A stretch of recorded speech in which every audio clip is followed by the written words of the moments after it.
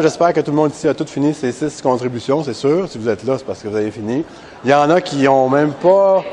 Il en reste... Hein? Oui, vous avez jusqu'au 27. Mais attendez pas le 27 à 11 h parce que ça dit jusqu'à 11h59, hein, parce que ça peut être un petit peu plus long que vous pensez de faire une contribution qui a de l'allure. Puis plus vous attendez, plus il y a de gens qui en mettent, puis plus vous risquez de dire la même affaire. Puis là, Joanie, elle va dire, ben là, c'est pas très original ton affaire, parce qu'il y en a 8 qui ont déjà dit ça. Ça fait que si vous attendez plus longtemps, je parle pas à vous, là, je parle à la caméra, parce que c'est ceux qui sont pas là, qui n'ont pas fait de la première. Il y en a qui n'ont pas fait de la première encore. Donc, vraiment, ceux qui n'ont pas fait de la première, c'est ultra urgent de vous lancer là-dedans, parce que vous allez l'arracher pas mal plus. Tu sais, c'est sûr, quand on regarde celle des autres, vous dites, c'est super facile à faire, tu regardes les autres, ouais, un paragraphe, 2 paragraphes. Et quand on commence, par exemple, des fois, on s'aperçoit que, wow, c'est un petit peu plus compliqué qu'on pensait. Et donc, ça serait une bonne idée de se lancer là-dedans le plus vite possible. Bon, c'est pas ça le sujet d'aujourd'hui. Le sujet d'aujourd'hui, c'est de faire une révision des 6 derniers cours, le cours 8 ou 9 jusqu'au cours 13. Ça ne doit pas être 8 ou 9, ça doit être plutôt 7 ou 8. Et donc, vous avez 6 cours à étudier. Vous n'avez pas les 6 premiers ou 7 premiers ne sont pas à l'étude parce que vous avez déjà, c'était le premier examen qui était là-dessus. Le deuxième examen porte sur la deuxième partie. C'est pas cumulatif, je l'avais déjà dit, mais bon, on fait toujours poser la question encore. L'examen, la structure de l'examen est exactement la même. Vous avez des questions en développement, sauf qu'il y en a 40. Et vous avez 2 heures pour répondre, donc vous avez 1 heure de plus que la dernière fois, mais seulement 10 questions de plus, donc ça devrait être amplement suffisant, oui. N'oubliez pas que les questions de développement, c'est des questions à choix multiples, pareil comme le premier. 4 choix, il y en a 2, je pense, c'est vrai ou faux, mais les autres, c'est 4 choix ABCDE, ABCD. Mais je pense qu'il y en a une qui a EF aussi, juste pour vous lancer une curve, là. Mais c'est pas la plus difficile. Donc, vous devriez y arriver sans trop de problèmes. Il n'y a pas de droit aux notes. Par contre, j'en ai tenu compte en posant des questions. Les questions sont beaucoup moins pointues. C'est une question beaucoup plus encore plus, disons, de compréhension que c'était, parce que c'était quand même déjà des questions de compréhension la première fois. Cette fois-ci, c'est la même chose, mais compréhension encore plus de base. Donc, lancez-vous pas dans une étude super pointue. Réécoutez les podcasts 17 fois, prendre des notes, écouter les podcasts en slow motion pour être sûr de cacher toutes les petites nuances. C'est complètement inutile. Je sais qu'il y en a qui disent « c'est tellement d'ouvrage, je passe 23 heures par semaine sur votre cours, là, c'est trop d'ouvrage pour un cours en ligne. » C'est parce que vous ne savez pas étudier. C'est ça le problème. Le problème, c'est que vous écoutez le podcast, vous prenez des notes. Le podcast prend une demi-heure, ça prend une demi-heure à étudier, that's it. Si vous repassez là-dessus, vous êtes en train de vous enfarger dans les fleurs du tapis, c'est quasiment sûr. C'est parce que vous avez découvert un détail, puis là, vous n'êtes pas sûr si ça fait avec tel autre détail, puis moi, je suis quasiment sûr que ça ne sera pas dans l'examen. Donc, soyez efficaces, puis lancez-vous tout de suite dans les grandes lignes. Vous avez peut-être remarqué qu'il y a des choses qui sont soulignées, des choses qui sont en gras, des choses qui sont en jaune dans vos notes. C'est comme des petits indices, peut-être, pour vous aider, vous guider dans votre lecture. Pour ce qui est des textes, il y a des questions sur tous les textes, donc tous les textes sont à l'étude. Il y a même des textes où il y a plus qu'une question, donc vous devez lire tous ces machins-là, puis comprendre les grandes lignes de ce qui se passe. Même si je vous pose une question qui a l'air spécifique dans le texte, la réponse, elle ne l'est pas. Si c'est une question qui a l'air spécifique dans le texte, pensez toujours macro, globalement. Cette question-là apporte peut-être sur une chose dans le texte, mais c'est parce que cette chose-là dans le texte est un exemple de tout ce qui est l'argumentation du texte. Donc, ça a l'air spécifique, mais c'est pas grave, vous n'avez pas besoin de vous rappeler des détails de cette affaire-là, parce que c'est les mêmes détails que tout le reste dont il est question dans le texte. Okay? Donc, il n'y a pas de questions spécifiques que si vous avez oublié de lire une page, vous êtes complètement à côté, vous n'arriverez jamais à répondre, c'est impossible. Les questions qui ont l'air spécifiques sont des questions qui sont là, qui portent sur quelque chose qui illustre l'argumentaire total du texte. Donc, si vous avez compris l'argumentaire, vous ne pouvez pas savoir la réponse à la question. Donc, les textes, vous les lisez de façon à les comprendre. Vous n'avez pas besoin de vous souvenir par cœur de quoi que ce soit qui est dans ce texte-là, sauf de l'argumentaire qui est développé par l'auteur. Bon, avant de commencer sur la révision, est-ce qu'il y en a qui ont des questions plus spécifiques sur l'examen? Non? Ça va, vous comprenez? Est-ce qu'il faut que je parle plus fort? Non? Ça marche? En tout cas, moi, je m'entends bien. Si vous allez avoir un enregistrement plus tard, si vous avez raté quelque chose, vous pourrez le réécouter. Là, je vais passer assez vite dans toute la matière, en évidemment m'attardant sur les choses qui sont plus proches de l'examen, puis en skippant les choses qui sont moins à l'examen. Mais imaginez-vous pas que si j'ai pas parlé d'une chose, c'est que c'est sûr que c'est pas dans l'examen. Hein. Ça se peut bien juste qu'on a 1 heure pour faire 6 cours, et donc forcément, il y a comme un esprit de synthèse là, qui va rentrer là-dedans. Donc, assurez-vous certainement là, de comprendre tout ce que je dis, ce dont il est question maintenant. Là, c'est sûr que ça, c'est super important. Mais en même temps, ça ne veut pas dire, ben là, tout ce qui n'a pas été dit, vous pouvez le barrer dans vos notes puis pas l'étudier non plus. Il ne faut pas exagérer à ce moment-là. OK, donc on commence le cours avec quelque chose qui s'embranche sur l'ethnométhodologie, qui était le dernier sujet du bloc 2. Si vous vous souvenez, on avait un texte de Shearing Erikson. On avait là-dedans l'expérience des policiers. Ça parle de l'expérience des policiers. Les policiers parlent toujours de leur expérience, parce que c'est super important, l'expérience. Shearing Erikson, il se pose la question, oui, mais l'expérience, finalement, ça sert probablement à d'autres choses. Parce qu'on n'arrête pas d'en parler, mais il ne parle pas juste de l'expérience, il parle aussi de ce que ça donne, l'expérience. Puis comment est-ce qu'ils parlent de l'expérience? Ils ne font pas juste dire l'expérience. Ils racontent des histoires, ils racontent des anecdotes. Puis l'anecdote, en général, dans l'immense majorité des études, sinon toutes, les études sur la police, les anecdotes, on les jette tout le temps. On dit, bon, ben l'anecdote, c'est juste blablabla, c'est des jokes, etc. On ne va pas faire des recherches scientifiques sur des jokes ou des anecdotes. Et donc, les chercheurs qui se sont penchés là-dessus avant Shearing Erikson se sont dit, bon, les anecdotes, on les enlève, puis on va se pencher sur les réponses sérieuses que les policiers font quand on leur pose des questions sur comment ils décident d'agir, comment ils jugent de ce qu'il faut faire dans telle ou telle situation. Mais Shearing Erikson, ils ont dit, on va faire le contraire, nous autres. Parce que nous autres, on a lu des livres d'ethnométhodologie, puis dans l'ethnométhodologie, on voit que rendre compte de la réalité, ça passe très souvent par, justement, un compte-rendu qui est la forme d'une histoire. C'est une narration. On narre quelque chose, il est arrivé telle chose, un tel est arrivé, puis là, il y a eu un accident, puis là, il est sorti de son auto, puis là, il a fait ça, c'est bon.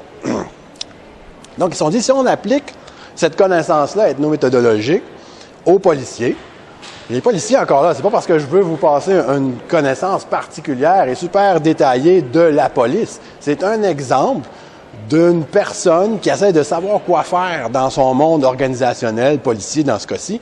Mais si vous transposez ça dans d'autres mondes, le monde étudiant, le monde criminel, le monde ci, le monde ça, vous allez voir à peu près la même chose. Vous allez dire, oui, mais ce que Shearing Erikson ont trouvé là-dedans, puis la façon dont ils ont approché les choses, probablement que ça s'applique pas juste aux policiers ou sur le bord du cooler, là. Ça s'applique à toutes sortes d'autres gens aussi. Toutes sortes d'autres gens rendent compte de la réalité à travers des histoires, des anecdotes.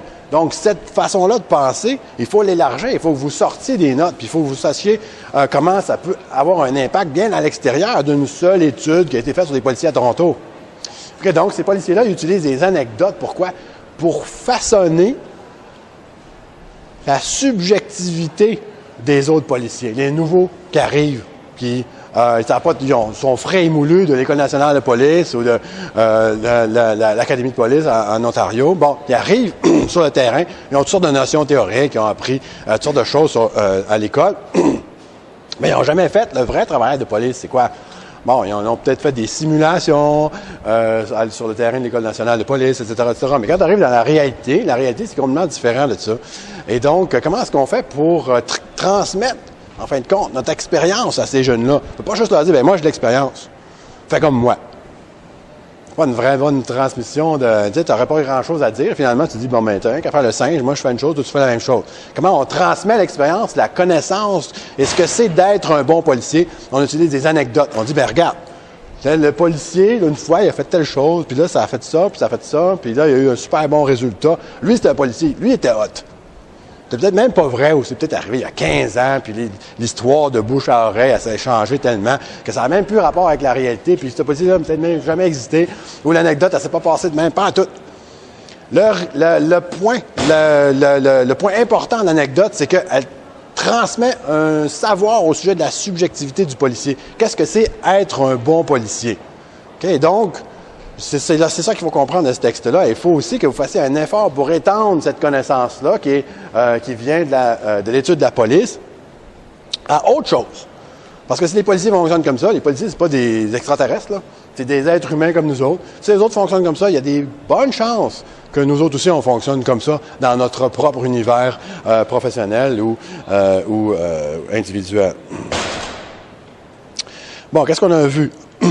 Autre chose qu'on a vu qui est nouvelle cette année, brand new, vous êtes mon auditoire test là-dessus, la théorie acteur-réseau. Vous avez déjà entendu parler de ça? Peut-être pas. Le mot réseau, par contre, vous avez certainement entendu parler de ça parce que c'est super populaire. On parle de réseau partout, réseau criminel, réseau pédophile, réseau Internet, réseau ici, réseau là. Il y a aussi des techniques statistiques qui s'appellent l'analyse de réseaux sociaux qui commencent à bourgeonner, disons, en criminologie. C'est pas ça qui est le sujet ici. Le sujet, c'est la théorie acteur-réseau de Latour et de John Law.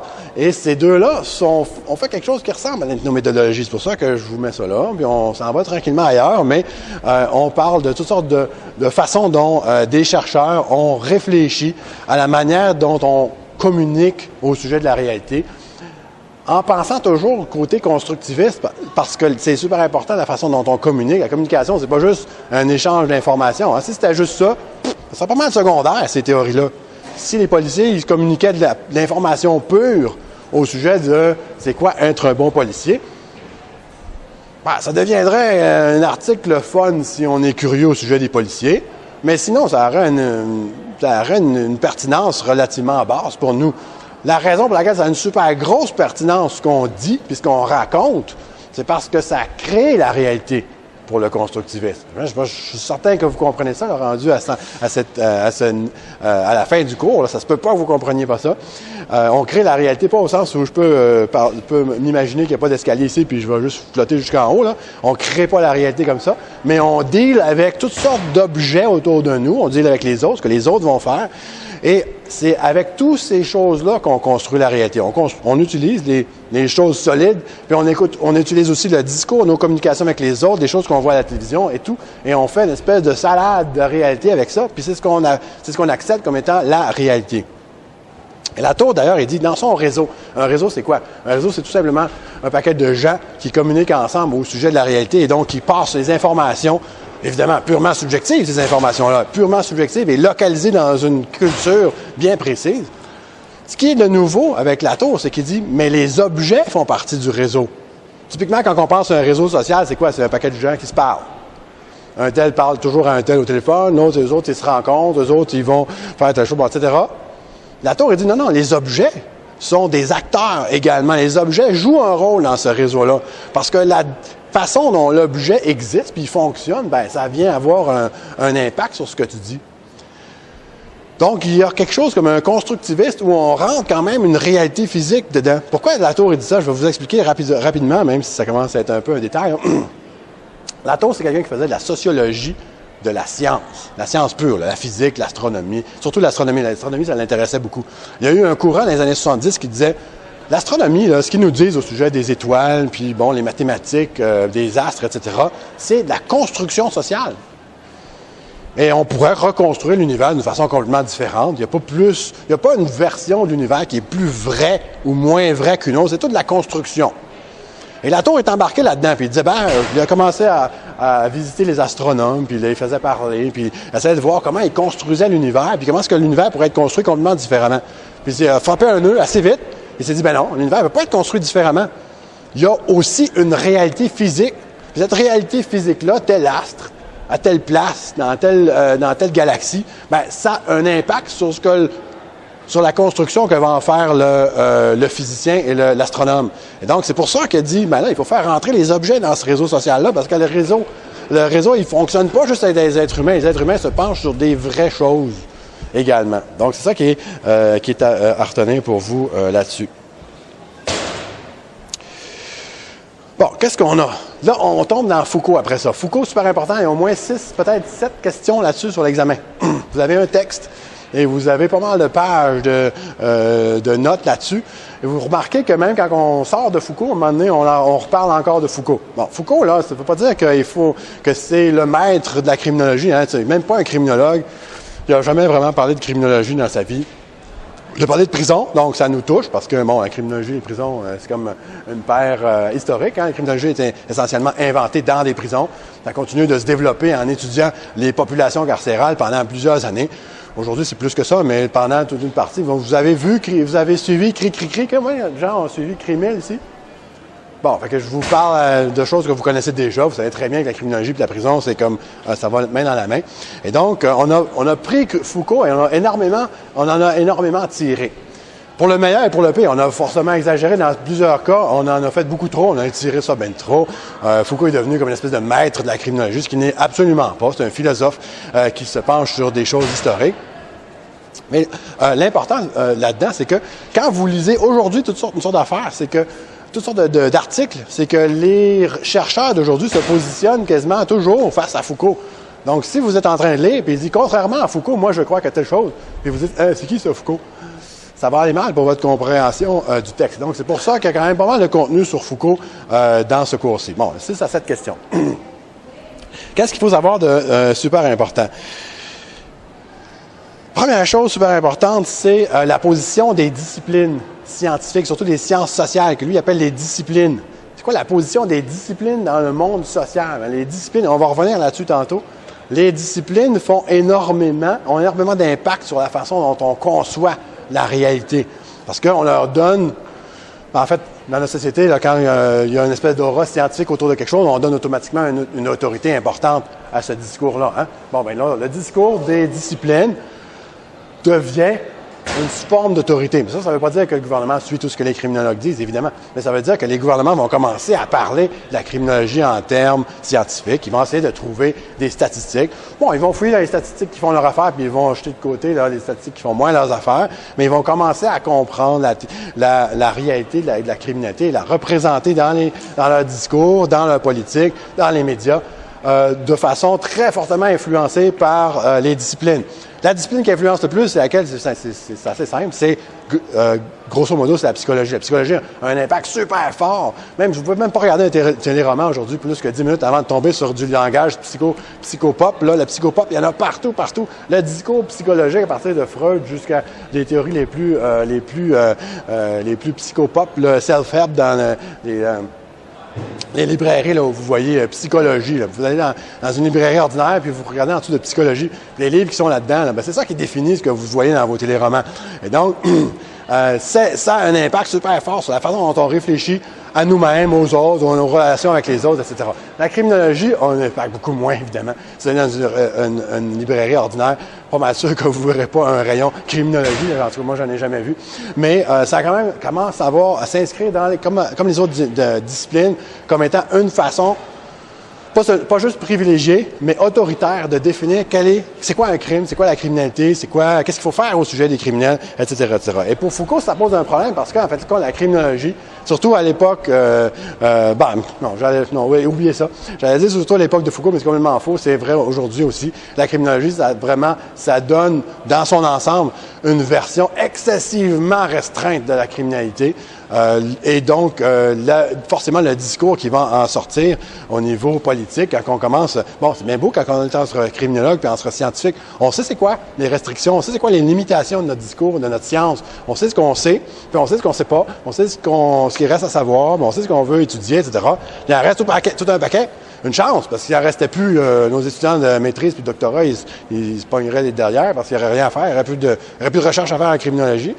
Donc, on est au courant, mais quand ça tombe dans la sphère politique, là, ça devient comme une science qui sait tout au sujet de la criminalité. Et donc, on va chercher une petite donnée super restreinte.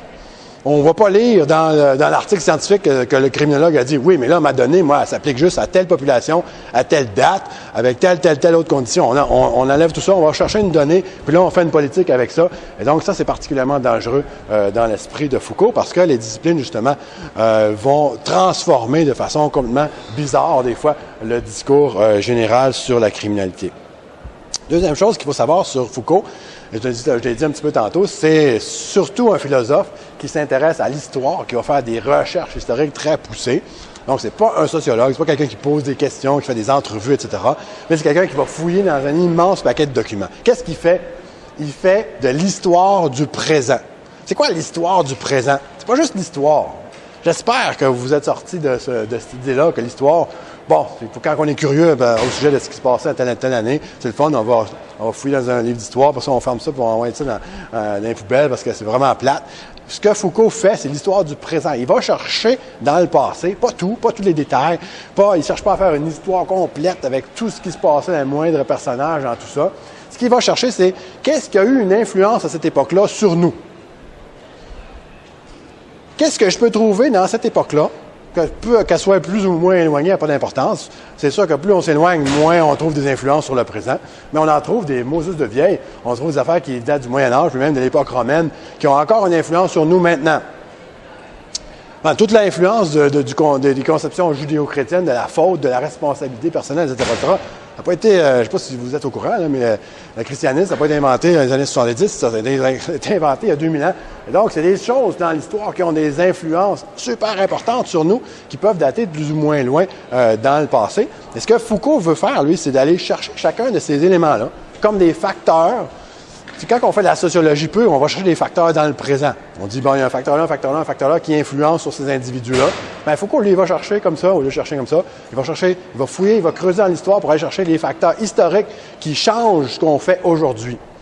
Et vous avez plusieurs exemples de comment ça fonctionne. Vous avez l'histoire de la folie. Vous allez voir, je vous ai mis ça comme exemple. La folie, c'est pas la criminalité, mais c'est super intéressant pour les criminologues parce que, pour plusieurs raisons. C'est qu'on a conçu très, très longtemps dans notre culture les deux comme étant pas mal proches l'un de l'autre. Même aujourd'hui, la plupart, je ne sais pas si vous autres, si vous êtes coupables de cette erreur de pensée-là, mais même aujourd'hui, on est sûr qu'il y a une personnalité criminelle, défectueuse, pathologique, qui fait que les gens commettent des crimes. Complètement faux. On n'a pas de personnalité criminelle, oubliez ça, mais c'est ça l'évidence, ça n'existe pas la personnalité criminelle.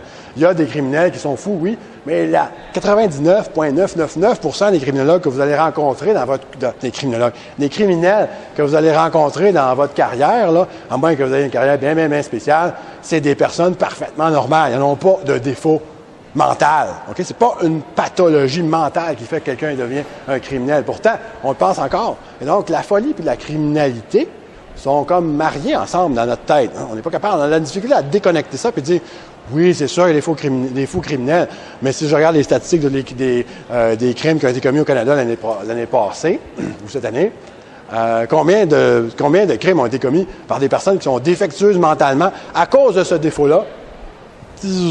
Ça réduit à rien. Sauf, évidemment, si vous commencez à penser que la moindre déviation d'une pensée absolument normale est pathologique. Vous dites, wow, lui, il ne pense pas comme nous autres, il est fou. Si c'est le cas, ben là, effectivement, là, ça rouvre la porte encore. Évidemment, la moindre déviation, le moindre comportement qui n'est pas normal au sens statistique devient une marque de pathologique. Est-ce que vous vous souvenez de ça? Vous vous souvenez de le normal et du pathologique, hein? C'est Durkheim, il en parlait déjà de ça. Il y a du normal puis il y a du pathologique. Je pense que c'est un peu douteux comme discours, puis ça nous amène à une société qui est très médicamenteuse. Puis c'est justement, si vous lisez, je vous ramène l'histoire de la folie je dépasse Foucault, puis je vous amène ça jusque dans un texte de Rosenhan. Je ne sais pas s'il y en a qui ont été assez curieux pour aller voir le texte de Rosenhan. Rosenhan a fait un texte, je le donnais avant, mais là je ne le donne plus. Je ne donne pas toujours les mêmes textes, mais je l'ai mis en texte suggéré. Vous devriez aller voir ça, c'est super drôle comme texte, c'est vraiment le fun. Ça parle de psychiatre. Ça fait que c'est toujours le fun de rire des psychiatres. Mais dans ce cas-ci, c'est vraiment une expérience assez sautée. Oui, j'ai le temps de vous en parler. Qu'est-ce que Rosenhan a fait? Rosenhan, il s'est demandé comment est-ce que les psychiatres construisent le diagnostic de défaut mental. Parce qu'on était dans l'époque des années 70, hein, vous vous souvenez, j'en ai parlé des années 70, toutes les sciences sont construites. Platon s'est cassé les dents sur l'astronomie, il s'est dit, ouais, c'est construit un peu, mais il y a aussi pas mal comme des objets réels là-dedans qui viennent modifier, qui dirigent un peu la construction de la société. Ça fait que Rosenhan fait la même chose. Il dit, bon, c'est quoi qui est construit au juste dans le diagnostic psychiatrique? Puis il s'est dit, bon, c'est difficile de faire des expériences sur des gens qui sont déjà dans les asiles, qui sont déjà diagnostiqués, puis on va les diagnostiquer comment, qu'est-ce qu'on va faire, ça va être trop compliqué comme expérience. Ce qu'il a fait, c'est qu'il a pris ses étudiants en première année, puis il leur a dit, vous allez aller dans un asile, il y en a pris une cinquantaine, je pense, vous allez aller dans un asile, dans plusieurs asiles, mais chacun un, et vous allez dire, j'ai entendu des voix, j'ai eu comme une hallucination auditive, puis je me demande pourquoi. 90%, donc 45 des étudiants se sont fait interner. On internait beaucoup dans ce temps-là, hein, c'est avant C'est avant qu'on jette tout le monde dehors. Aujourd'hui, plus personne dans les asiles. On met tout le monde dehors parce qu'on n'a pas d'argent pour les garder là.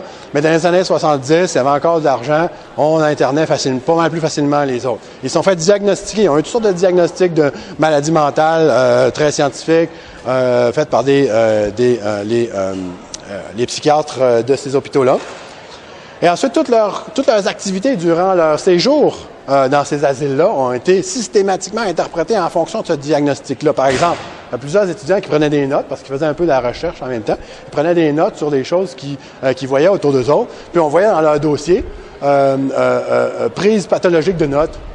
Il prend des notes sur tout. Il est comme, c'est comme sa pathologie, il prend des notes sur tout. Donc, tout ce qu'on voyait, que ces étudiants-là, qui étaient pas fous, en fait, aussi fous que vous autres, là, ces étudiants d'université, tout ce qui était en train de faire dans l'asile était systématiquement réinterprété puis ajouté dans leur dossier comme des nouveaux symptômes de leur pathologie. Le professeur Rosenhan a sorti son article, il a dit, regardez, les psychiatres, ils font des diagnostics basés sur pas grand-chose, puis ensuite, ils interprètent tout. Fait qu'ils construisent un dossier de plus en plus gros.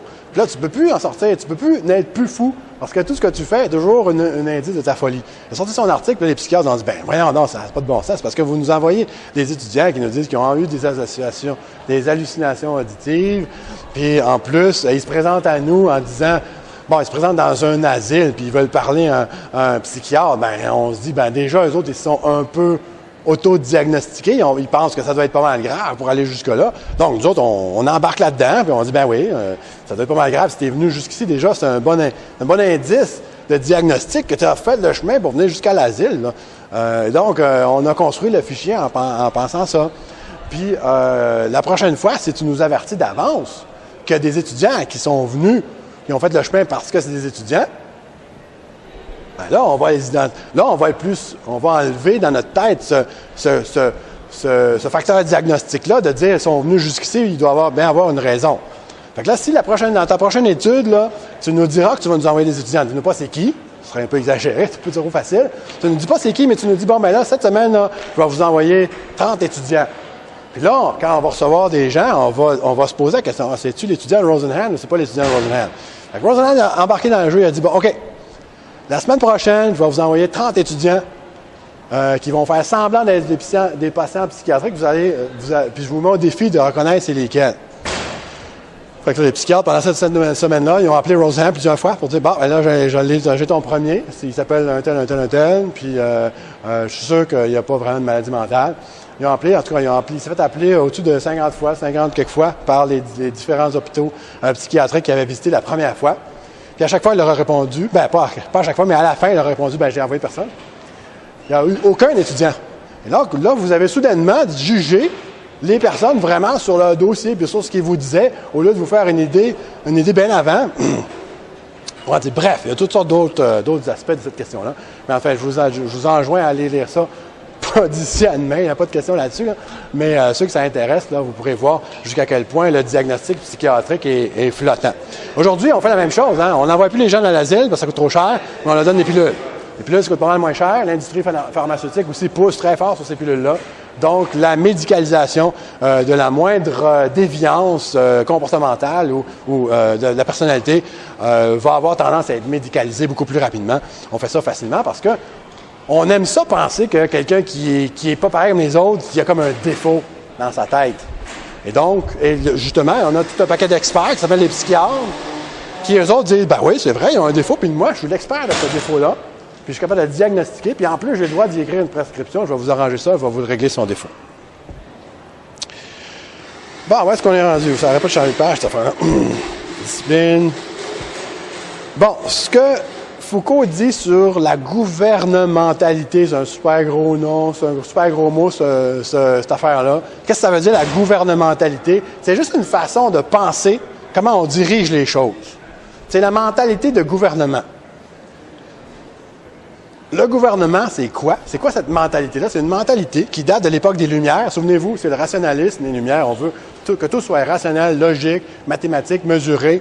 Et on va construire le gouvernement sur ce modèle-là. Le gouvernement va mesurer, va observer et va agir rationnellement en fonction de ces choses-là pour produire les résultats maximaux, les bénéfices maximaux pour la nation et pour, évidemment, les personnes les plus importantes de la nation.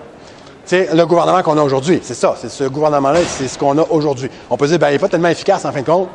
Il n'est pas bon, il y a trop de fonctionnaires, en tout cas, il y a de l'argent qui se perd, on peut dire ça, mais c'est pas grave, c'est parce que le but que nous autres, on a interné aussi, on a intégré ce but-là dans notre tête, le but d'un gouvernement, c'est d'être ultra efficace.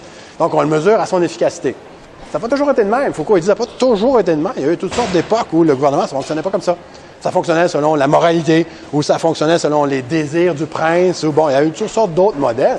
Et Foucault, ce qu'il commence par vous dire, c'est que là, il y a comme une rupture. Au moment des années de l'époque des Lumières, il y a une rupture. Là, on commence à penser le gouvernement d'une façon différente.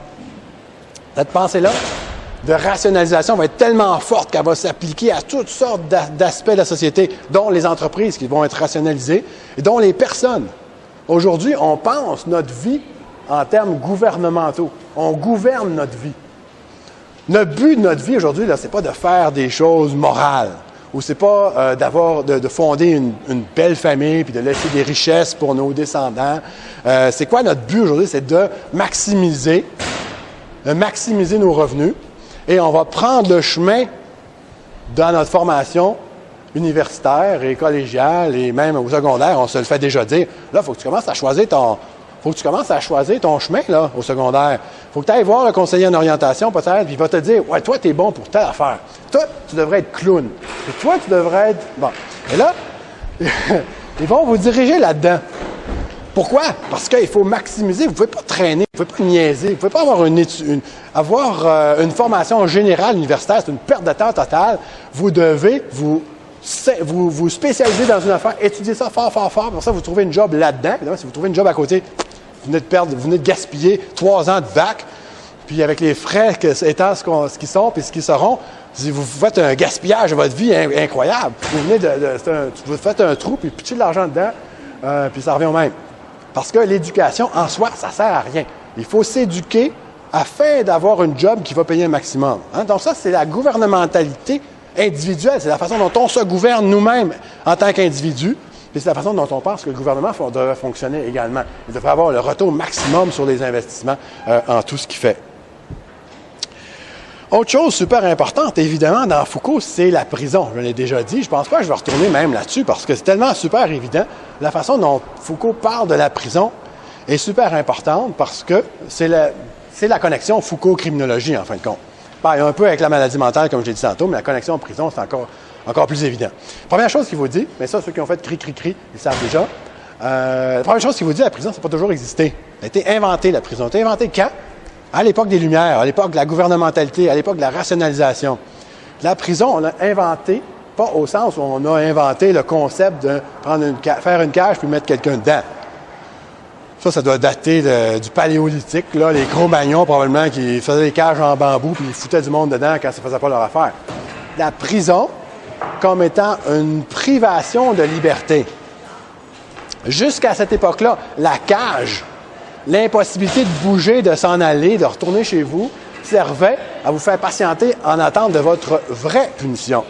Que ce soit que vos parents et amis arrivent avec une amende, que ce soit aussi que vous soyez fouetté ou mis à mort ou brûlé, etc., etc. C'était l'éventail des punitions à cette époque-là, était surtout l'amende et les sentiments corporels. Pourquoi on vous mettait en prison? Bien, on vous mettait en prison en attente de vous imposer ce châtiment-là. Parce que vous n'allez pas attendre chez vous jusqu'à temps qu'on aille vous chercher pour vous fouetter. Là. C'est sûr que si on vous laisse partir, après le jugement, vous allez sacrer votre camp. Donc, on invente la prison pour ça. On avait déjà les prisons pour ça. Mais inventer la privation de liberté comme étant un châtiment en soi, ça, c'est nouveau. Et ça date de l'époque des Lumières. Et puis, Foucault, il dit, c'est pas parce que, ça, vous avez déjà entendu ça aussi, Durkheim l'a dit, c'est pas parce que, d'un coup, les mœurs s'adoucissent, puis on juge que d'imposer des châtiments physiques, c'est plus une bonne chose parce que c'est pas humain ou quelque chose de même. Allez pas penser ça, c'est vraiment pas ça. C'est vraiment parce qu'on pense à rationaliser les choses. Et maintenant, on veut deux choses. On veut, réformer la personne pour en faire un travailleur docile. C'est plus utile, l'utilité est super importante dans la rationalité, c'est plus utile d'avoir un travailleur docile qui va aller à la shop que d'avoir un prisonnier pur ou d'avoir quelqu'un qui va se faire tuer, évidemment, qui ne servira plus à rien. Et donc, ce qu'il faut faire, c'est de rationaliser les peines. Il faut que les peines servent à quelque chose. Il faut que ça produise quelque chose d'utile dans la société industrielle. Et donc, la privation de liberté temporaire, pas pour toujours, si c'est pour toujours, ça ne sert à rien et ça coûte cher. La privation temporaire, la plus temporaire possible, juste assez pour reformer la personne puis le sacrer dehors pour qu'il aille travailler. C'est ça qu'on veut. On veut maximiser le nombre de travailleurs à l'extérieur. Pourquoi? Si vous vous en souvenez, plus il y a de travailleurs à l'extérieur, moins il coûte cher. Plus il y a de travailleurs disponibles, loi de l'offre et de la demande. Plus il y a de travailleurs disponibles, moins il coûte cher. Plus il y a de travailleurs qui font la file pour rentrer dans votre entreprise, pour travailler dans la shop, moins vous avez besoin de payer ceux qui sont déjà à l'intérieur. Puis s'il y en a un qui n'est pas content, vous sacrez dehors, vous prenez le prochain en file. S'il n'y a pas de file, puis vous devez recruter, faire des annonces dans le journal, puis tout ça, bien là, dans l'annonce, il va falloir mettre, wow, si vous mettez salaire minimum, ça ne va pas se bousculer, là. Vous n'allez pas avoir des scratchs sur votre porte. Il faut que vous mettez des beaux salaires, des belles conditions, puis là, ça vous coûte cher. Donc, il faut que les gens sortent de prison pour maximiser la population de travailleurs disponibles qui vont faire baisser le coût de la main-d'œuvre. Ça, c'est super logique, c'est super rationnel et c'est super esprit des Lumières. Et c'est c'est un peu différent aujourd'hui, on va le voir quand on va arriver là avec Garland. Bon, où est-ce que je suis rendu là-dedans?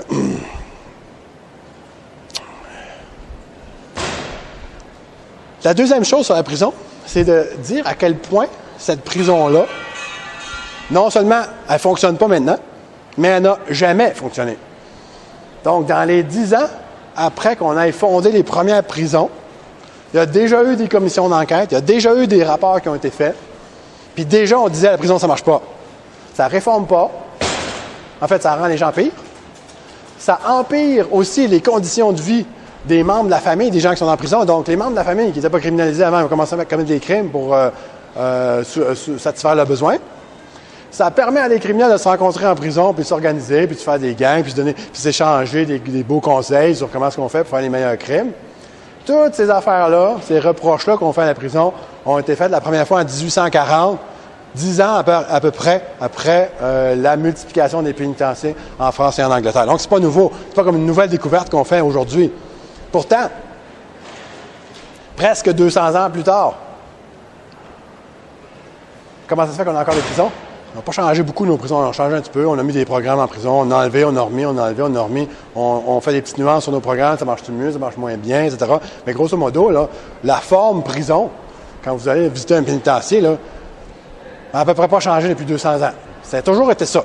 4 murs, un lit, des conditions relativement spartiates. OK, on ajoute, là, il y a des fois des grèves de détenus parce que on enlève la piscine creusée. Là.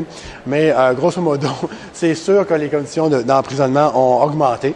Mais ont augmenté grosso modo avec l'augmentation des conditions de vie de l'ensemble de la population. En 1840, un pauvre, là, c'était pratiquement ce qu'on appelle un itinérant aujourd'hui. Là. Tandis qu'un pauvre aujourd'hui, il y a un filet social, il y a ci, il y a ça. On peut dire que c'est insuffisant, mais c'est déjà 1000 fois plus que ce que les pauvres avaient en 1840. Donc, l'ensemble de la société a progressé de façon spectaculaire depuis ces années-là, et les conditions de vie des prisonniers ont progressé avec. Mais l'idée d'enfermer des gens, puis la façon dont on les enferme, les raisons pour lesquelles on les enferme, et les raisons pour lesquelles on les laisse sortir, a changé absolument rien depuis 200 ans. Donc, ce qu'on apprend sur la prison il y a 200 ans, c'est aussi valide aujourd'hui que ça l'était à cette époque-là. Malgré tous les changements apparents qu'on a faits, ce sont des changements apparents. Le gros de ce que la prison est n'a absolument pas changé depuis cette époque-là. Pourquoi? Bien, Foucault dit que c'est bien utile la prison pour protéger le statu quo socio-économique. Ça, vous avez déjà entendu cette argumentation-là aussi des néo-marxiens quand on a parlé, entre autres, de Jeffrey Ryman, qui vous disait les riches s'enrichissent, puis les pauvres, pas s'appauvrissent, mais s'en vont en prison. The rich get richer and the poor get prison. C'est ça le titre de son livre qu'il a écrit il y a 30 ans, puis qui est rendu à sa 30e édition, je pense, je ne sais pas trop quoi. Et grosso modo, son son argument, vous le savez très bien, on en a parlé dans le premier bloc, son argument, c'est que la prison sert la défaite pyrrhique contre le crime.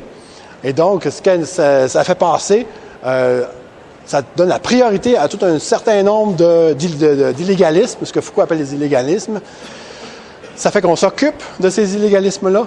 On va responsabiliser des personnes de certaines choses qui sont appelées des crimes. On va les appeler des délinquants. On va dire qu'ils sont défectueux. Et on va dire la société, ce qui ne marche pas dans la société, tout ce qui risque de vous victimiser ou de retirer un peu de confort que vous avez gagné dans votre société, c'est dû à un certain nombre d'individus qui sont des criminels.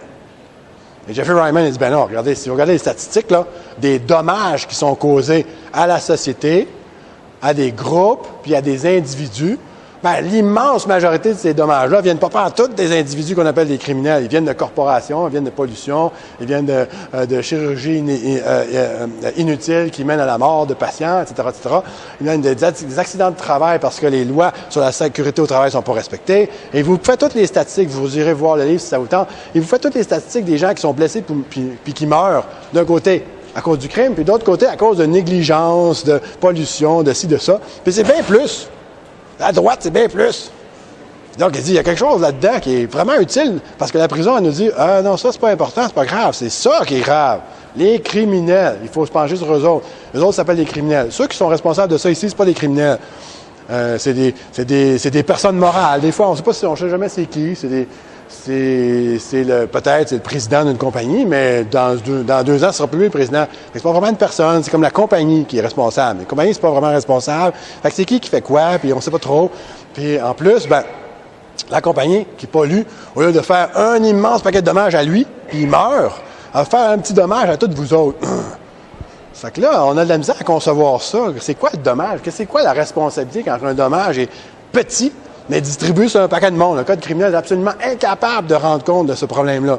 Le code criminel est juste capable de penser un dommage maximal commis contre lui par une personne qu'on peut faire par elle. Ça, c'est facile à concevoir, puis ça rentre parfaitement dans le cadre du code criminel. Toutes les autres formes de dommages qu'on peut subir dans notre vie rentrent beaucoup moins bien dans le code criminel. Bon, j'ai plus de batterie. Qu'est-ce qu'on a dit après Foucault? C'est quoi le prochain sujet? Il va falloir que quelqu'un me le file. Ouais.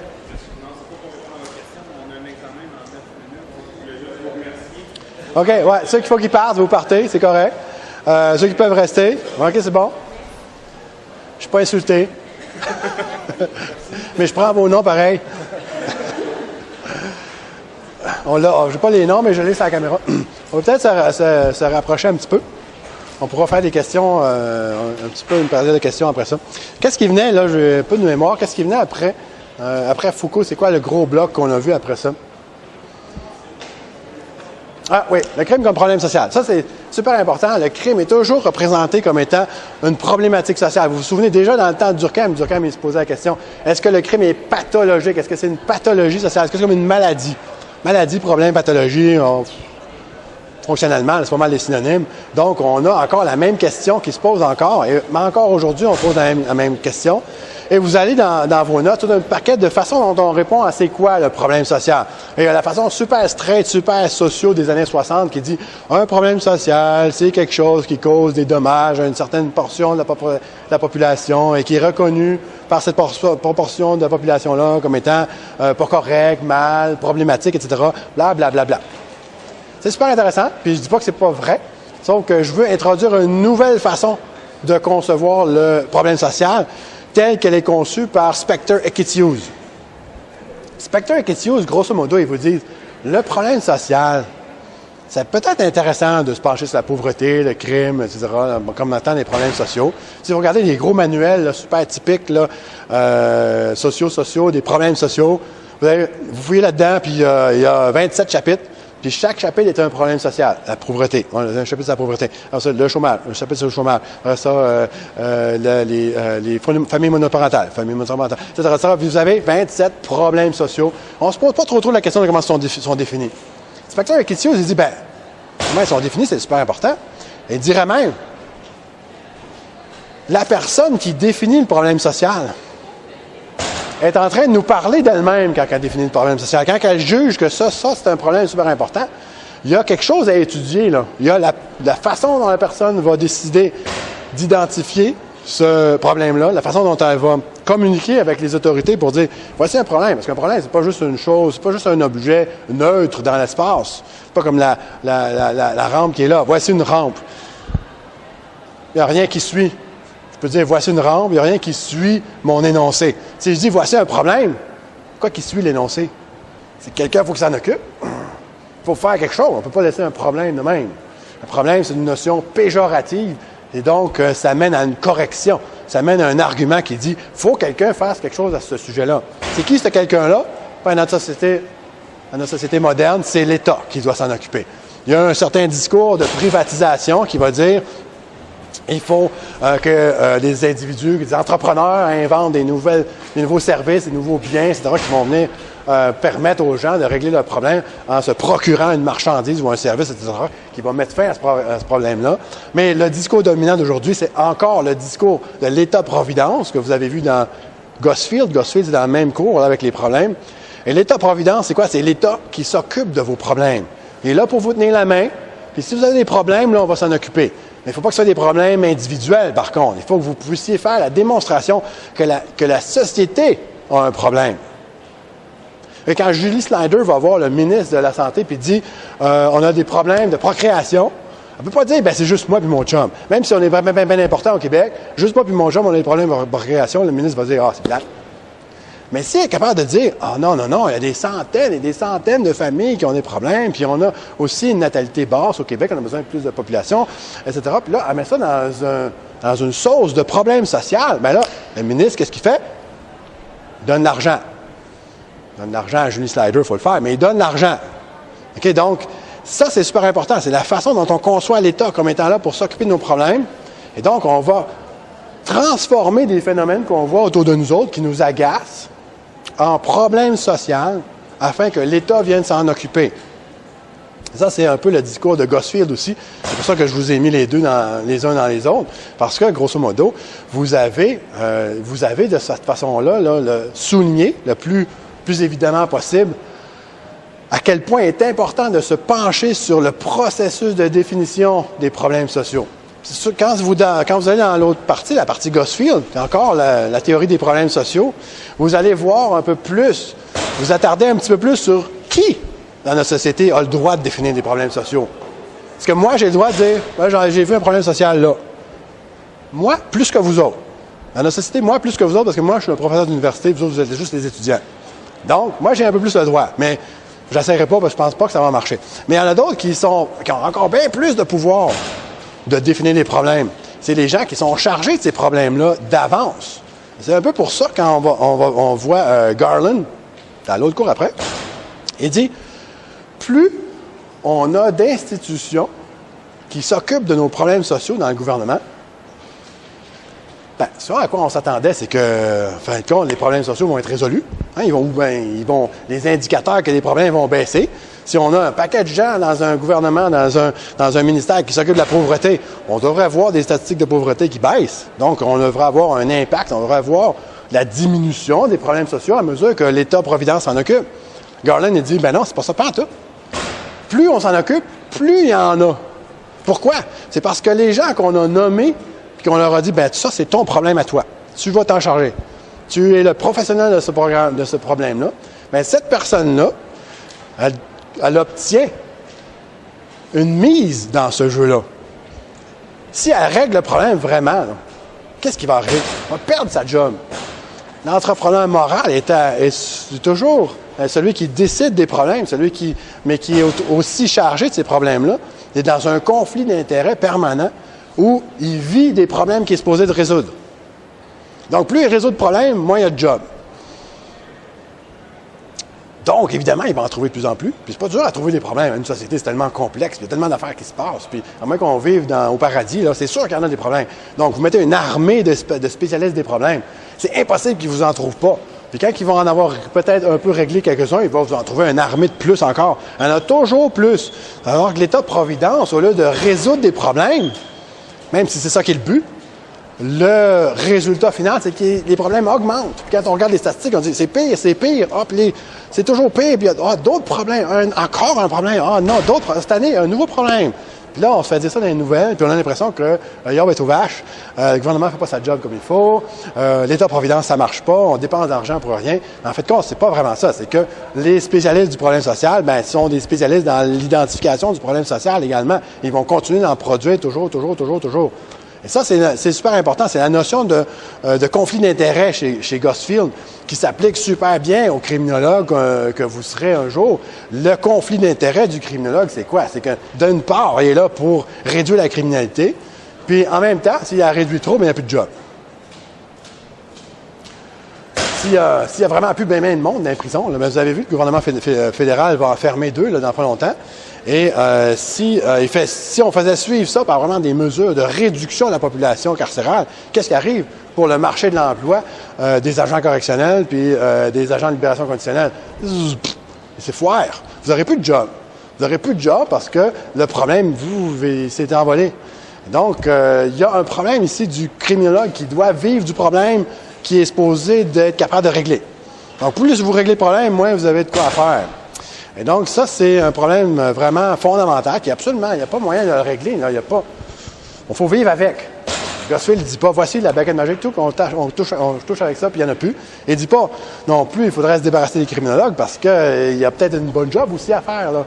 Mais c'est sûr qu'à chaque fois que vous nommez une population comme étant des experts d'un problème, le problème ne disparaît pas, c'est sûr. C'est sûr qu'il ne disparaît pas, il va augmenter ou on va trouver d'autres problèmes à côté, il ne disparaîtra jamais. Je pense que la seule chose qu'on peut faire en tant que criminologue pour essayer de contourner Gosfield un peu, à part de se faire harakiri, c'est vraiment juste d'en être conscient et de ne pas exagérer quand on a des outils pour reconnaître des problèmes. À un moment donné, il faut peut-être arrêter d'en reconnaître, là, je ne sais pas trop. Mais grosso modo, il n'y a pas vraiment de solution à ce problème-là avec Gosfield. Moi, je pense que la prochaine section, c'était Garland, justement. Hein? C'est Garland qui vous fait un historique du contrôle social dans les dernières années. On va passer tout de suite là-dessus, il reste 5 minutes. Garland vous fait un peu une histoire. Garland, c'est un Foucaldien. Donc, lui, il achète ça, la méthode Foucault, la méthode de l'histoire du présent. Donc, on va reculer la bobine. Bon, c'est des vieux mots. En tout cas, on va reculer l'enregistrement. Puis, on va aller voir dans l'histoire qu'est-ce qui a pu avoir un impact durable et qui a transformé la société dans laquelle on est maintenant. Ou, question à l'envers, pourquoi est-ce qu'on est rendu ici? D'où est-ce qu'on vient? La raison pour laquelle on est ici maintenant, c'est parce qu'on a pris un chemin X puis on est rendu là. On aurait pris un autre chemin, on serait rendu ailleurs. Donc, Garland, à son avis, il faut aller chercher des informations sur la structure sociale, parce que je ne serais pas le premier à le faire. Hein. Foucault l'a fait, Reimann l'a fait également. La structure sociale est déterminante dans la façon dont on réfléchit à la criminalité et au contrôle de cette criminalité-là. C'est pas de la science. Okay? Ce qui détermine, enlevez-vous ça de votre tête, c'est sûr que c'est le fun à penser que la criminologie détermine ce qu'on fait face au crime, mais c'est ultra faux. Qu'est-ce qui détermine ce qu'on fait face au crime? C'est essentiellement la structure socio-économique d'une société. Et Garland va aller vous chercher ça. Il va vous chercher jusqu'à les années... il commence à la Deuxième Guerre, mais ça se corse surtout dans les années 70. Mais il dit, je ne passe pas tous les détails, mais il dit, grosso modo, à partir de la Deuxième Guerre, vous avez la création de ce qu'on appelle maintenant la classe moyenne. La classe moyenne n'existait pas avant. Vous aviez des travailleurs, puis des boss, puis des professionnels un peu plus proches des boss, puis une espèce d'un énorme trou socio-économique avec personne dedans. Maintenant, l'arc-en-ciel, à partir de la Deuxième Guerre, commence à vraiment se populer au complet. Puis rendu dans les années 70, avec l'âge d'or de la société de consommation, là, vous avez une classe sociale moyenne qui est bien plus grosse que les autres. Les deux autres sont des pauvres là, travailleurs qui arrivent juste, là, il n'y en a presque plus. Puis des boss, il n'y en a pas plus qu'il y en avait avant, il n'y en a pas gros. Fait que tout le monde est comme dans une espèce d'immense classe moyenne ballonnée, au point qu'elle est tellement ballonnée que la plupart des démographes aujourd'hui disent la classe moyenne, ça ne veut pas dire grand-chose parce que tout le monde est dans la classe moyenne. Ce qui arrive, par exemple, c'est que la classe moyenne, elle a des caractéristiques assez spécifiques qui font qu'elle va, évidemment, puisqu'elle vote Puis quand elle vote, bien, elle pèse un poids démesuré dans la société. Bien, pas démesuré, mais elle pèse un poids à son image. Cette classe moyenne-là, évidemment, va déterminer en grande partie les politiques pénales populistes qui vont commencer à être adoptées à partir des années 80 jusqu'à aujourd'hui. On fait encore la même chose. Ce que Garland dit essentiellement, je résume de façon grossière, il dit la classe moyenne s'est fait dire et elle a appris, elle a intégré qu'elle peut vivre comme des riches. On peut vivre comme des riches. On peut imiter la richesse. On peut avoir une maison, pas pire, peut-être pas un château, mais on peut avoir une maison. On peut vivre en banlieue avec un terrain, on peut avoir 2 chars. On peut avoir ça, on peut avoir tout ça, comme un peu les riches. Sauf que les riches, eux autres, ils ont tout ça, puis après ça, ils ont bien du cash qui reste. La classe moyenne, elle a tout ça, puis ça finit juste, là.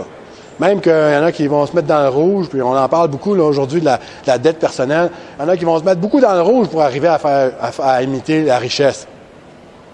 Donc, cette immense classe moyenne-là est super fragile en fin de compte. Et dès qu'il y a des sautes d'humeur économique, elle peut perdre tout. Vous avez vu la dernière crise, la crise économique qui a frappé beaucoup plus fort aux États-Unis qu'au Canada pour toutes sortes de raisons dont il ne sera pas question maintenant.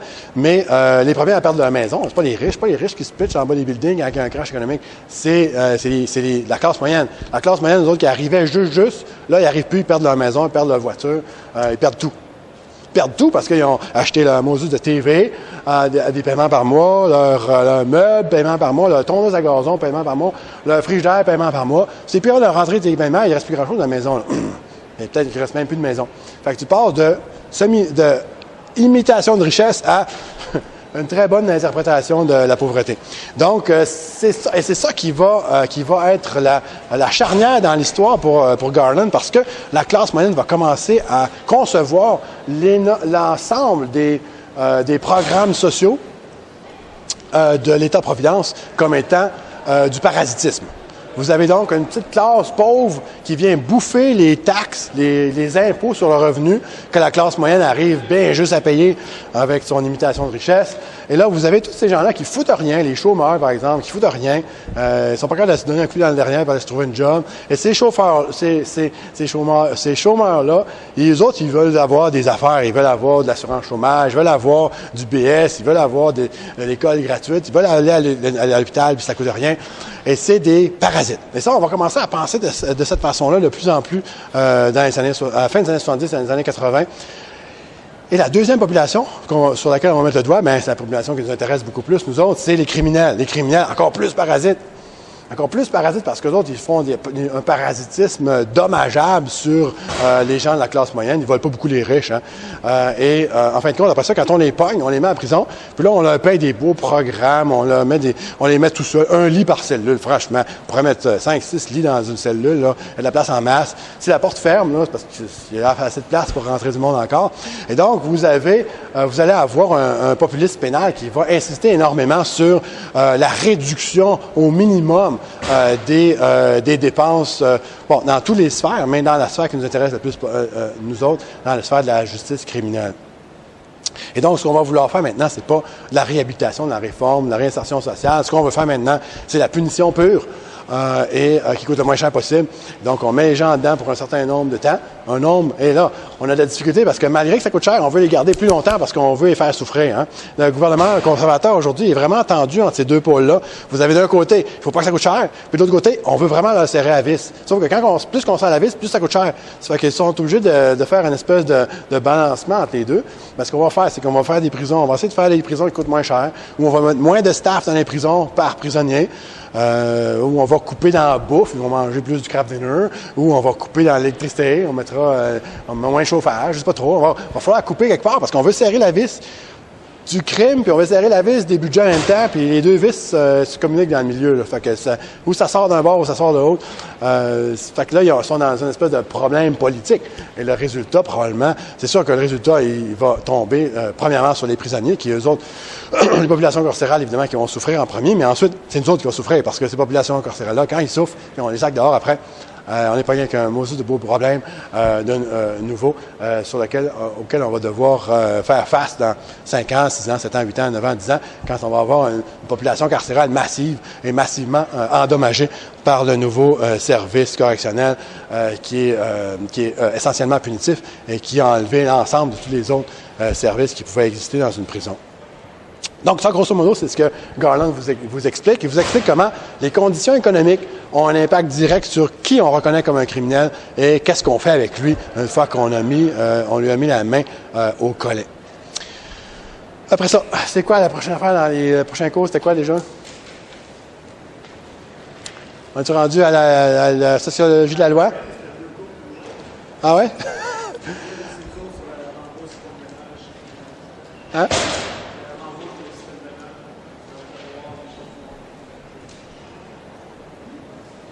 Le renvoi au système mélange, je pense que c'est quand même relativement simple. Vous avez toute une discussion sur les chiffres noirs. Vous savez ça par cœur parce que vous avez déjà vu ça dans d'autres cours. L'idée, par contre, je veux juste souligner que la raison pour laquelle on parle du chiffre noir dans notre cours, c'est pas parce que on est curieux de savoir c'est quoi les statistiques, est-ce que ça représente réellement la réalité, puis dans quelle mesure ça la représente. C'est une question qu'on peut facilement se poser, puis vous l'êtes posé dans d'autres cours également. Ce qui est important ici, c'est de savoir qu'il y a une raison qui fait qu'un crime passe du noir au blanc. En fait, il y a un paquet de raisons, puis c'est tout un paquet de raisons sociales. Et là, puisqu'il y a un paquet de raisons sociales, ça devient un sujet intéressant pour un sociologue de dire, qu'est-ce qui fait qu'une personne décide d'appeler la police? Bon, mais si on fait un lien avec un cours qui est un peu plus loin, vous avez Donald Black qui vous dit, la structure sociale est super importante dans la façon dont on mobilise le droit. Entre autres, c'est le plus évident, je vais vous donner le plus évident, une femme battue, combien de temps qu'elle se fait battre avant d'appeler la police? Longtemps. Pourquoi? Parce que la structure sociale fait que quand on a des liens affectifs avec une personne, on n'appelle pas le 911 la première fois qu'on se fait taper dessus. Donc, on attend plus longtemps. Les femmes battues, en fait, qui dénoncent jamais à la police. C'est quelqu'un d'autre qui dénonce pour eux autres qui est témoin de ça. Quand quelqu'un, si vos frères ou vos sœurs vous tapent dessus ou vous volent quelque chose, appelez-vous le 911 tout de suite? Mais non, c'est sûr. Quand on est dans une structure sociale spécifique, on ne fait pas ce genre de choses-là. Il y a des études sur les fraudes de carte de crédit qui montrent, par exemple, qu'une énorme proportion des fraudes sur la carte de crédit ne font pas l'effet de plainte. Pourquoi? C'est parce que c'est le jeune ado qui prend la carte du crédit du père sans permission, puis qui va s'acheter de quoi. Puis là, si tu demandes au père, est-ce que tu as été victimisé, est-ce que tu as été victime d'un vol sur carte de crédit? Typiquement, oui, c'est le cas. Est-ce qu'on lui demande, as-tu fait l'appel aux autorités? Mais non, c'est mon grand slack de 16 ans qui est allé s'acheter du linge, je ne sais pas quoi. C'est sûr que je ne vais pas appeler la police, mais c'est de l'argent que j'ai perdu puis que je voulais faire quelque chose d'autre avec, etc., etc. Je n'ai pas donné cet argent-là. Donc, la structure sociale est super importante. Et vous allez avoir toutes sortes d'autres choses. Vous voyez un peu, même sur le PowerPoint, je pense qu'il y a une courbe ascendante de toutes sortes de stratégies qu'on peut prendre pour régler le problème nous autres mêmes avant d'appeler la police. Puis je vous dis une chose super importante. Ça, c'est facile à comprendre, mais la chose la plus importante, c'est qu'il faut se souvenir, si vous avez vu le PowerPoint, il y a une flèche qui fait ça de même après. En fait, je vais le faire en avant, une flèche qui fait ça de même après. Vous vous souvenez de ça? Parce qu'une fois qu'on a appelé la police, le processus n'est pas fini. La police peut très bien venir, puis pas régler le problème à votre goût. Pas régler le problème, pas tout, ou pas régler le problème d'une façon que vous trouvez qui est correcte. Et donc, vous continuez après, vous prenez la prochaine étape, et vous continuez de répondre à la criminalité vous-même après avoir appelé la police. Donc, la police, c'est juste une étape dans ce processus-là. Ça peut être l'étape finale. L'étape finale, elle peut être bien avant ça, c'est que vous vous êtes vengé, puis ça finit là. Vous n'avez pas appelé la police parce que vous préférez vous venger. Puis l'étape finale, elle peut varier dans ce cercle-là, en fait. Ça peut être dans n'importe quelle de ces étapes-là. On peut faire 3-4 fois le tour du cercle avant de s'arrêter. Puis où ça va s'arrêter, on ne le sait pas trop. Mais ça dépend de facteurs sociaux. Et donc, le renvoi au système pénal, ce qui fait passer d'un crime du noir au blanc, est un sujet sociologique super important. C'est pour ça que j'en ai parlé dans ce cours-là. Je pense que puisqu'on a déjà dépassé le temps, je vais faire juste un petit machin sur la sociologie du droit. La sociologie du droit, c'est super important. Vous avez 2 choses là-dessus qui sont surtout des choses de Black, où il vous parle justement de facteurs sociaux qui viennent influencer la quantité de droit. Lui prend le droit comme une variable quantitative. Hein? Je ne vais pas rentrer dans le détail de ça. Ce qu'il faut savoir, c'est qu'on est plus ou moins prêt à utiliser les institutions officielles selon différents critères. Donc, vous vous souvenez peut-être, morphologie sociale, stratification sociale, structure sociale, etc. Ces choses-là qui viennent influencer la façon dont on interagit avec les institutions officielles du droit criminel. L'autre, super important, c'est la désocialisation des cours. Vous vous souvenez de ça? Pourquoi est-ce qu'on doit désocialiser les cours? Pour Black, les cours, c'est même pas pour Black. Black, il dit, les cours nous disent à nous qu'elles sont là pour faire respecter ou pour appliquer le code criminel. Le code criminel, c'est quoi? C'est une série de définitions objectives sur des actes. Donc, la Cour, elle nous dit, moi, là, ce que je fais, là, vous vous souvenez de la justice? Comme ça? Avec l'épée d'une main, ça c'est la punition, puis la balance de l'autre, la justice. Vous vous souvenez de ça? Ça, c'est la représentation de la justice criminelle super typique, là. On voit ça partout. Donc, la Cour est supposée être aveugle. Black dit non, elle n'est pas aveugle, pas toute la Moses de Cour. Elle considère toutes sortes d'affaires de stratification sociale, toutes les choses dont on a parlé tantôt. Pourquoi, quand un noir tue un blanc, la peine est 2,5 fois plus sévère que quand un blanc tue un noir? Ben, c'est pas écrit dans le code criminel, blanc, noir, jaune, pois vert. Ça ne fait pas du code criminel, ça. La deuxième affaire dont on peut qu'on peut utiliser dans une cour, c'est les antécédents. Les antécédents aussi peuvent venir jouer dans la façon dont on va passer une sentence. Quelqu'un qui a des gros antécédents, souvent on se dit, bon, ben ça veut dire qu'il n'a pas appris avec les sentences qu'il y a eu avant aujourd'hui. Donc cette fois-ci, on va fesser un peu plus fort, peut-être qu'il va apprendre cette fois-ci. Ça, c'est une façon de penser les choses qui est, on pense universel, mais qui ne l'est pas du tout. On pourrait très bien argumenter que non, ça n'a pas rapport. On devrait s'en tenir à l'acte pur et complètement faire abstraction des antécédents. Mais en tout cas, peu importe. Quand on dit on va prendre les antécédents et on va prendre le crime, les éléments objectifs du crime, ben Black, il dit, mais en fin de compte, c'est pas vrai. C'est pas du tout ça qu'on fait. Il y a toutes sortes d'autres éléments sociologiques qui entrent dans le déroulement d'un procès et qui ont un impact sur la sentence au bout. Il dit la façon dont l'avocat s'habille, la façon dont il parle, la façon dont les témoins s'expriment, la façon dont la cause est présentée, etc., qui ne sont pas des éléments objectifs. Donc, ils dépassent ce que la Cour, ce que le tribunal nous dit qu'il est en train de faire. Et Black, il dit, bien, pour que le tribunal fasse exactement ce qu'il nous dit qu'il est en train de faire, il faudrait être capable d'enlever tout ça, de désocialiser le tribunal, d'enlever tous les éléments sociaux. Puis là, Black, là, il va loin parce qu'il dit, bien, pour faire ça, en fait, compte, il faudrait qu'il n'y ait personne dans le tribunal. Parce que déjà, juste voir quelqu'un, ça vous donne tout un paquet. Vous avez un overload d'informations sur cette personne-là. La façon qu'elle est habillée, la façon dont elle se tient, la façon dont elle se déplace dans l'espace, etc. Vous donne toutes sortes d'indices visuels de c'est qui. On peut passer un jugement super vite sur une personne. Hein? En fait, juste pour faire un parallèle avec les profs, par exemple, et montrer que si vous faites passer une évaluation d'enseignement, vous avez fait l'évaluation d'enseignement pour le cours, ça marche-tu? C'est-tu en ligne? Vous ne l'avez pas fait encore? Peut-être qu'un jour, ça va se faire. Je ne sais pas trop comment ça marche pour en ligne. Mais si on fait passer l'évaluation d'enseignement après 10 secondes du premier cours, l'évaluation est quasiment pareille comme si on l'a fait passer à la fin du semestre. Donc, les étudiants s'en fait une idée sur est-ce que le prof est compétent, est-ce que ça va être plate, est-ce que c'est le fun, est-ce qu'il y a assez de matière, trop de matière. Ils s'en fait une idée sur toutes ces questions-là en 10 secondes. Puis ça ne va pas changer entre la 11e seconde puis la fin du semestre. Donc, vous avez un overload d'informations. La plupart de ces informations-là, évidemment, sont assez douteuses, mais c'est difficile de faire abstraction de ces informations-là. Je vous fais un autre lien. Si vous devenez un jour agent de probation, vous allez avoir des clients qui vont se présenter de vous, ils vont s'asseoir devant vous. Vous devez les évaluer, vous devez évaluer le risque, leurs besoins, vous avez toutes sortes de choses à faire avec ce client-là. Il passe la porte, il vous dit bonjour, il s'assoit, puis déjà, overload d'informations sociales. Wow, là, vous êtes plein d'affaires. Il est tout mal habillé, tout croche, il parle mal, il a l'air perdu. C'est des affaires qui n'ont rien à voir avec son dossier. C'est des informations sociologiques qui ils vous rentrent dedans. Vous n'avez pas le choix, là. Vous êtes là, puis vous faites expérience de la réalité qui est devant vous. Mais c'est toutes des notions qui n'ont rien à voir avec votre diagnostic final de ses besoins puis son risque. Mais en gros, c'est la même chose. La façon dont les gens s'habillent, la façon dont ils parlent, etc., dont Black vous en fait un inventaire assez long. Donc, ça veut dire qu'il faut enlever les gens. Il Il faut enlever les gens de la cour. Il faut qu'il n'y ait personne. Il faudrait que ce soit une machine qui présente la cause. Et il faudrait que ce soit fait à distance, puis que ce soit pris d'une façon, que ce soit retranscrit dans un langage neutre. Le témoignage de l'accusé, le témoignage de la victime, le témoignage des témoins, le témoignage des policiers, tout retranscrit dans un langage neutre, etc., etc. Autrement dit, là, grosso modo, la conclusion, c'est que, oubliez ça, c'est impossible.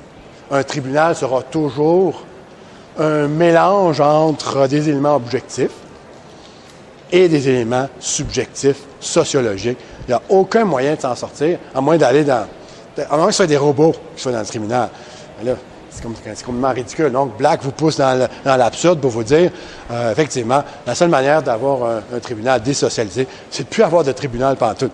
Et donc, ce qu'il faudrait faire, c'est juste de s'apercevoir qu'un tribunal, c'est pas une administration, une gestion d'éléments objectifs, de preuves et d'antécédents.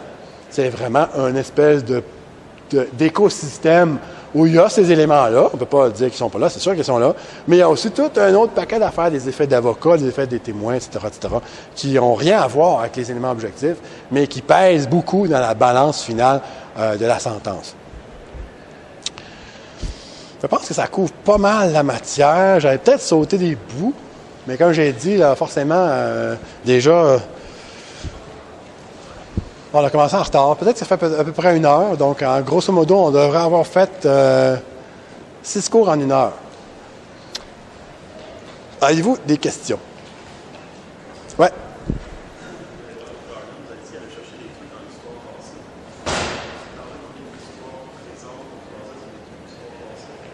Non, OK. L'histoire du présent, c'est de dire, je vais aller dans les périodes... Je vais reculer l'enregistrement, puis je vais aller trouver ce qui est pertinent pour le présent là-dedans.